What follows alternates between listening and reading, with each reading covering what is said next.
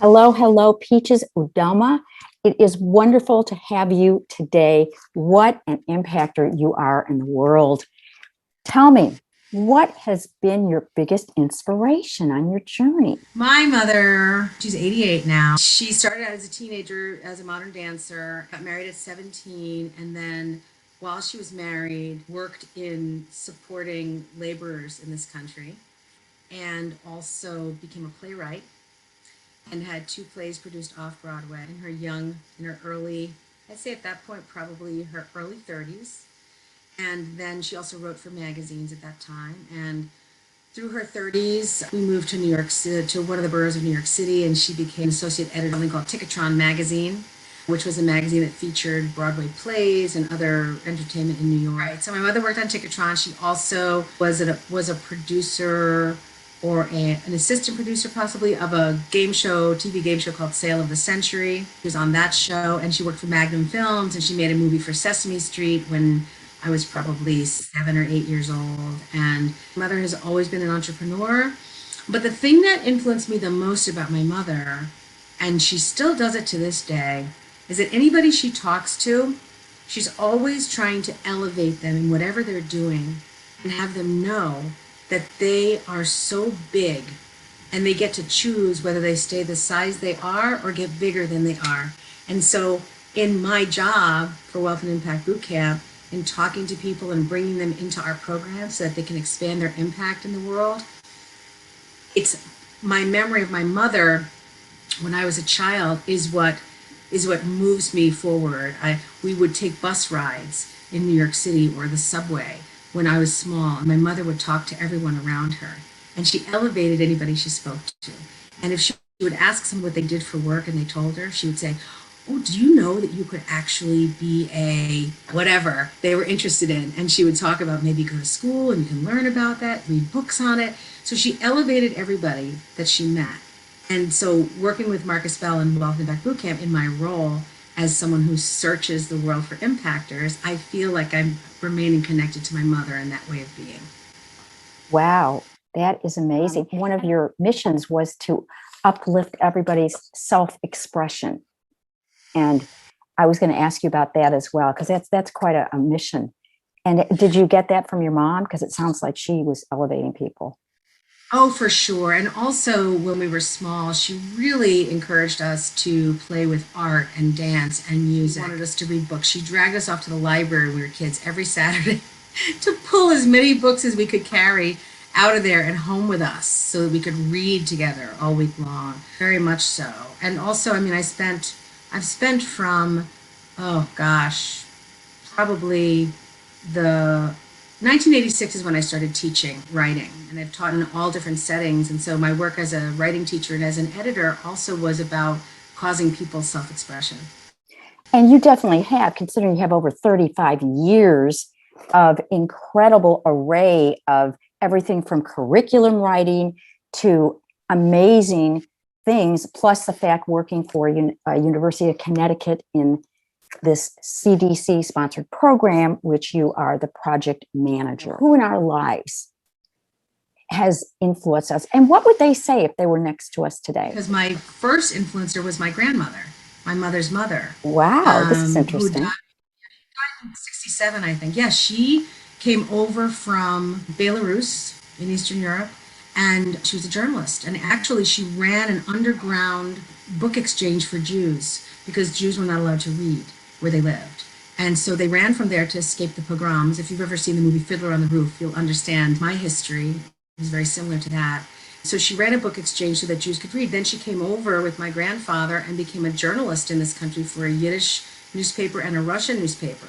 And so my grandmother was a feminist, and in the turn of the century, 20s and 30s, when my mother was born, so she was the first influencer. And so my mother was a writer and I'm a writer, and it's kind of a matrilineal thing around self-expression. And being a teacher and an editor is also about helping people express themselves. So I think my grandmother would say, keep going. Keep going. Funny how two words could be so profound. Well, you know, Jody, with everybody in the program, those words are what we use with our impactors and our impactors, our aspiring impactors. Just keep going. If you're going to have an impact on the planet, you got to keep going, no matter what. Wow. And that's inspiring to all who listen. I don't know about you, but sometimes there's that part of me where it's just feeling like, oh my gosh, how do I go on? And then that, we get what we need. We get filled up if our eyes are open. And if I stop and breathe and look at all the miracles around me, Tell me about a quote that means something to you, that impresses you, that you like.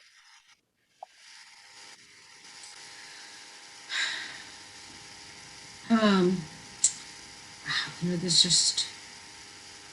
I can. Do you want me to say? Why don't you tell me the Okay. quote? Well, because I wanted to ask you about this. I know, and I was gonna be this. I just love. I love. Don't worry, I'll edit this out. It says, "Come to the edge," he said. They said, "We are afraid." Come to the edge, he said. They came. He pushed them, and they flew. By Apollinaire. Now, Apollinaire did a lot in his short life. I think he died at like age 38. And he impacted so many people. And I thought that was very interesting that you chose Apollinaire. Is there anything else that drew you to this particular quote as opposed to 1,000 others? It's that quote.